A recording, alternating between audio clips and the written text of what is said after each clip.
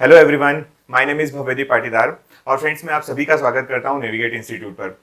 Friends, जैसा कि आपको पता है, principal grade 1, grade 2, assistant director और डेप्यूटी डायरेक्टर की जो वैकेंसीज अनाउंस हुई है एमपीपीएससी के द्वारा, उसके लिए आपको दो सेक्शन में प्रिपरेशन करना है। एक है आपका टेक्निकल और एक है आपका नॉन टेक्निकल वाला पार्ट।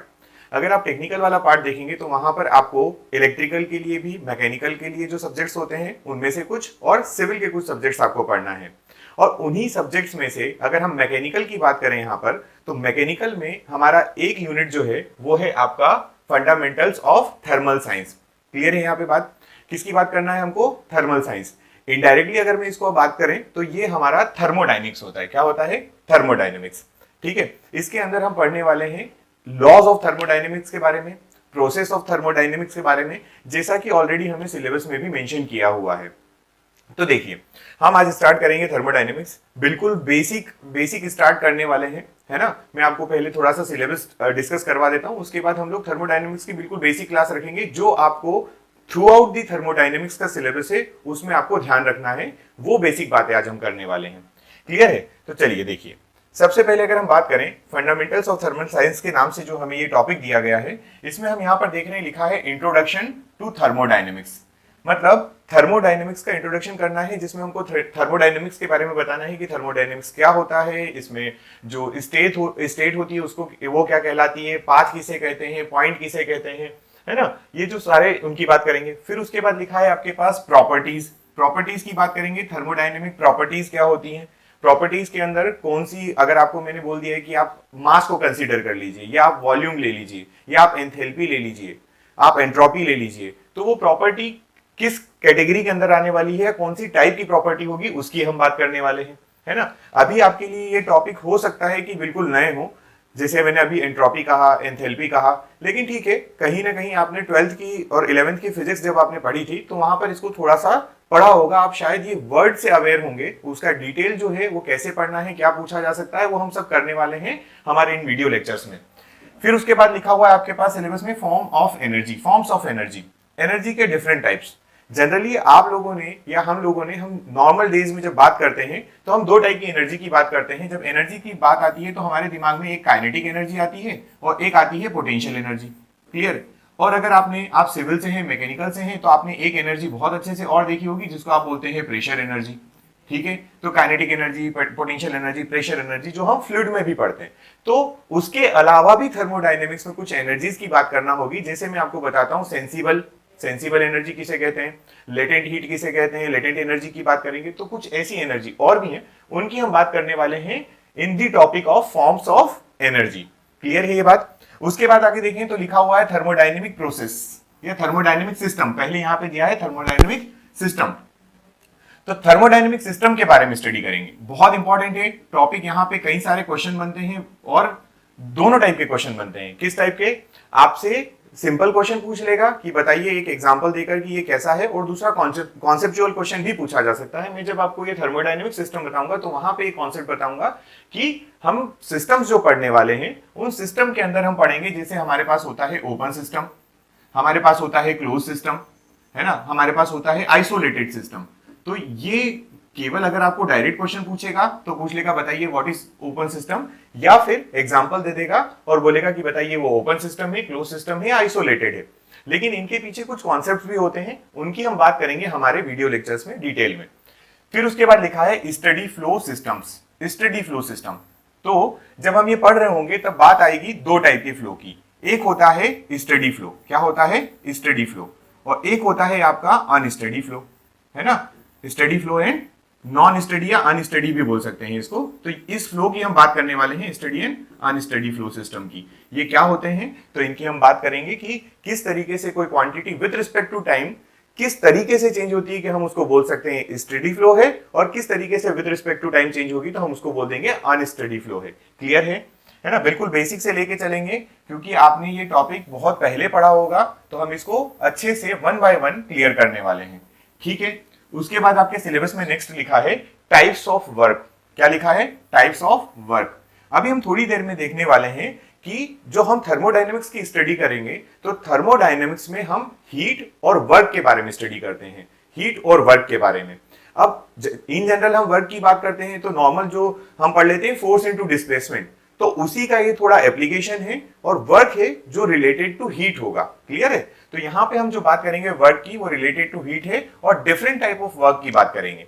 अब ये जो डिफरेंट टाइप के वर्क जो आते हैं वो किससे रिलेटेड होंगे, तो उसी के लिए आपके सिलेबस को बहुत प्रॉपर्ली डिजाइन किया गया है। अगर आप वर्क को देखेंगे तो उसके जस्ट बाद आपको मिलने वाला है क्या, थर्मोडायनेमिक प्रोसेसेस। तो थर्मोडायनेमिक प्रोसेसेस जो लिखी हैं, ये थर्मोडायनेमिक प्रोसेस जो होंगी उनके लिए भी हम वर्क की भी स्टडी करेंगे, वर्क के बारे में भी पढ़ेंगे उसमें। तो देखिए थर्मोडायनेमिक प्रोसेसेस क्या होती हैं। तो थर्मोडायनेमिक प्रोसेसेस आपने सुना ही होगा, जैसे हमने बोला है कांस्टेंट प्रेशर प्रोसेस होती है ना, कांस्टेंट प्रेशर प्रोसेस होती है। फिर क्या होती है, कांस्टेंट वॉल्यूम प्रोसेस होती है आपके पास। और क्या होती है, तो आपके पास होती है कांस्टेंट टेम्परेचर प्रोसेस। और बात करें हम क्या होती है, तो एक होती है कांस्टेंट हीट प्रोसेस, उसको दूसरे शब्दों में आपको बोलना चाहूं तो वो होती है एडियाबेटिक प्रोसेस। कौन सी होती है, एडियाबेटिक प्रोसेस। ठीक है। फिर और बात करें तो हमारे पास होती है पॉलीट्रॉपिक प्रोसेस। कौन सी होती है, पॉलीट्रॉपिक। ये हम बात करेंगे डिटेल में इनकी कि कौन कौन सी टाइप की प्रोसेस आपको पढ़ना है। अभी केवल बस इसको मैं बता रहा हूं कि ये जो प्रोसेस लिखा है इसके अंदर हम किसकी स्टडी करते हैं, हम स्टडी करते हैं डिफरेंट टाइप ऑफ प्रोसेसेस की। ये सारी थर्मोडायनेमिक प्रोसेस है ना। इनको आपने दो जगह पढ़ा है, इनको आपने फिजिक्स में भी पढ़ा है और इनको आपने पढ़ा है केमिस्ट्री में। ये दो जगह आती हैं, constant pressure process, constant volume process, constant temperature process, adiabatic, polytropic. ये जो है ये आपकी किस में आने वाली है, ये फिजिक्स में भी आती है और केमिस्ट्री में भी आती है। चलिए उसके बाद नेक्स्ट आपके पास है, आपके पास लिखा हुआ है laws of thermodynamics. Most important है, कई क्वेश्चन यहां से बनते हैं, है ना। और इसी पर बेस्ड है आपका पूरा थर्मोडायनेमिक्स आगे। ठीक है, ये आपका क्या है, लॉ ऑफ थर्मोडायनेमिक्स। आपने देखा ही होगा और थोड़ा पढ़ा होगा, अगर नहीं पढ़ा है तो हम यहां पर पढ़ने वाले हैं सबसे पहले जीरोथ लॉ। क्या पढ़ेंगे, जीरोथ लॉ। ठीक है, उसके बाद हम स्टार्ट करते हैं फर्स्ट लॉ और फिर आपका आता है सेकेंड लॉ। क्लियर है। थर्मोडायनेमिक्स के लॉज की अगर हम बात करें ना तो टोटल जो लॉज हैं वो 3 हैं। कितने हैं, 3 लॉज हैं, लेकिन स्टार्ट होता है वो 0 से, इसलिए ये फर्स्ट और सेकेंड आया। अब आप बोलेंगे कि जब भी हमने कभी लॉज पढ़े हैं जहां पर 2 3 आते हैं तो हम ऐसे बोलते हैं generally first law, second law, third law, fourth law, इस तरीके से बात करते हैं। लेकिन यहां पर क्या हुआ है, फर्स्ट सेकंड और उसके पहले 0।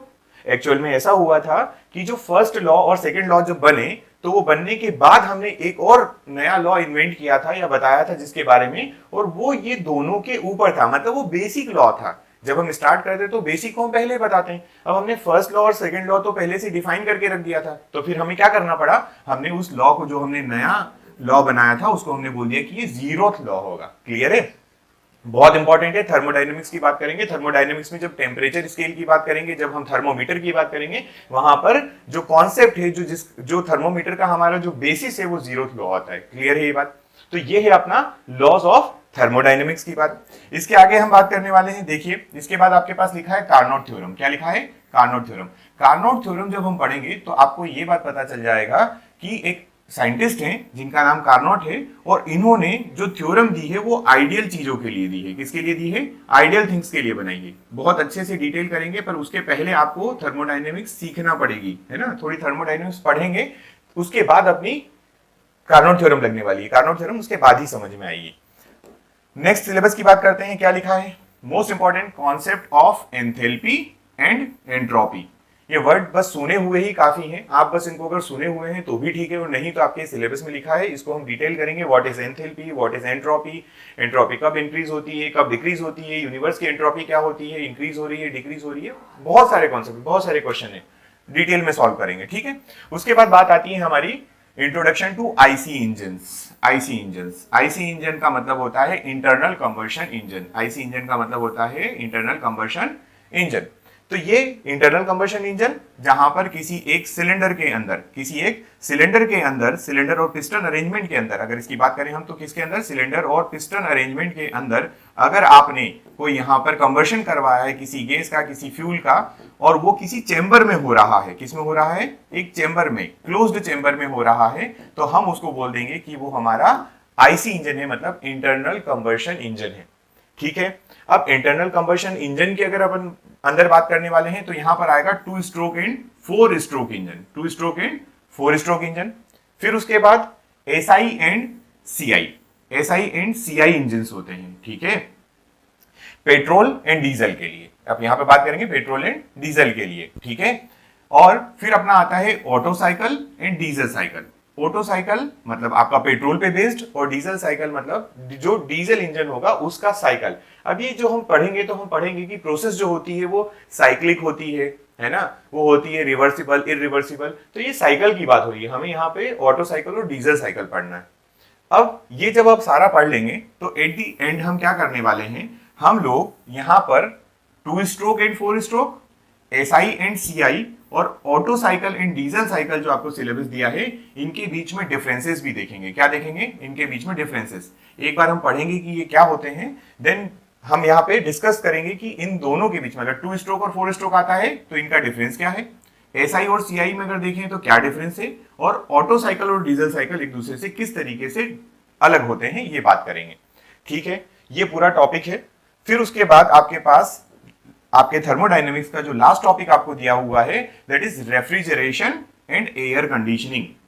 अब यहां पर लिखा है केवल साइकिल। क्या लिखा है इन्होंने? Cycle, basic idea of refrigeration and air conditioning. तो हम देख लेंगे कि रेफ्रिजरेशन है, इसको पूरा डिटेल पढ़ लेंगे। रेफ्रिजरेशन जो है, ये रेफ्रिजरेशन में आप रेफ्रिजरेटर की बात करते हो, है ना, और आपका एयर कंडीशनिंग जो आप बात कर रहे हो उसमें हम AC की बात करेंगे। अब रेफ्रिजरेटर की बात करें तो एक कन्फाइंड एरिया जो आपका रेफ्रिजरेटर है उसके अंदर जो है वो चीजें क्या होती हैं, एटमॉस्फेरिक टेम्परेचर से या सराउंडिंग के टेम्परेचर से लोअर टेम्परेचर पर लेकर जाई जाती है।